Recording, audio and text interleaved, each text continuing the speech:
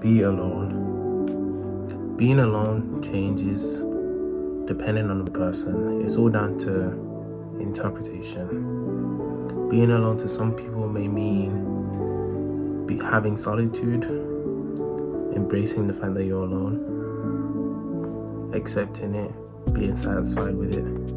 To some people, being alone might be being lonely, being trapped, being held captive by your own thoughts and emotions. You could be in a room of 100 people and you could still feel like you're the only one there. So what does it mean to be alone? When it comes to a topic like this, there's never just one answer. There's always multiple answers, multiple ways you can look at this. I'll give you one at least. Being alone. People isolate others and they don't even realize it. Let's look at it this way. You have a quiet person in the classroom. Let's call him John. We have John in the classroom and everyone else in the classroom is gossiping, bickering about Becky and James. And James got caught looking at another girl and now Becky's mad at him. Becky's about to break up with him.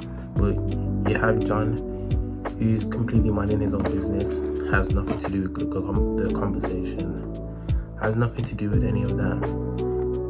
He's the person who keeps to himself, doesn't talk about anyone, doesn't gossip about people. People will find a way to draw attention to him for the specific reason that he is not involving in such pointless conversations. Because of that, they alienate people who mind their own business. And why do they do that? Because he's different. Because he's not the same as them. And people do not like people who are different.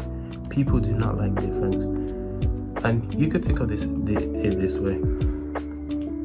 Just about everyone, if they had the chance or the choice, they are going to call themselves different from everybody else. People do not like difference when it doesn't suit them. They only like difference when they believe it's beneficial to them. And what do I mean by that? Let's say there is a movie called A Silent Voice. A boy bullies a girl who is deaf and he severely bullies her. He vandalizes her desk, writes stuff on a chalkboard about her, writes rumors, and he had ripped out 8 of her hearing aids in the past few months. And why did he do this? Because he simply could not understand her.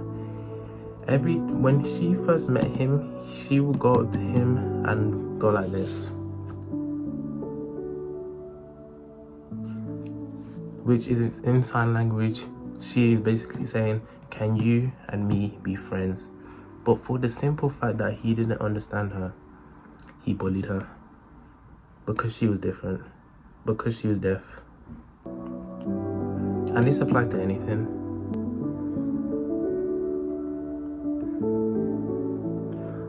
A lot of people simply have a very two-dimensional and shallow mindset.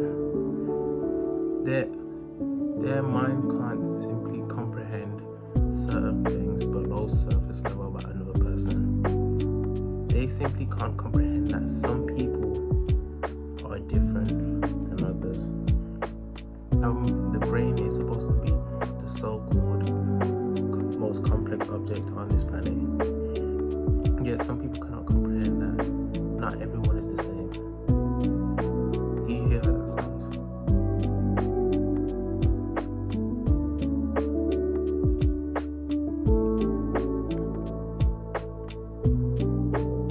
But back to the topic with John and the gossiping. People will wonder, why don't you involve yourself in these conversations? Why don't you talk about this? Why don't you talk about that? Do I look like let me put myself in John's shoes for this instance. Do I look like a 13-year-old high school girl in a Disney movie? What do I gain out of gossiping about other people's business? If you can give me one answer, then I will consider what the fact that I don't engage in this, the fact that I don't engage in that. Just one. I'm waiting. Just one answer. I thought so. If you ask me, I don't believe that there is truly anything such as a quiet person, because as we all know, everything in this world is subjective. Everything changes depending on the circumstance. I don't believe there's any such thing as a quiet person. And why do I say that? If you were to meet the right person, if you were to meet someone who understood you completely, someone you were able to share your pain with, someone who doesn't know your full story but is ready to hear it, ready to take on your suffering with you, I highly doubt you would be quiet around that person. Why? Because that person is for you. That person understands you completely, which 99% of people are not going to do. People mistake being silent for being quiet. People mistake being reserved for being quiet.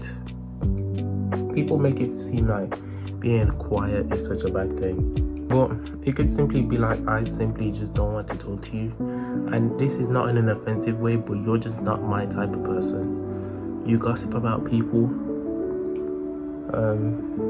you value your body over your soul, you constantly party, drink, smoke, you constantly live in the moment instead of actually focusing on your future and what you want to do. You have no idea what to do, what you want to do.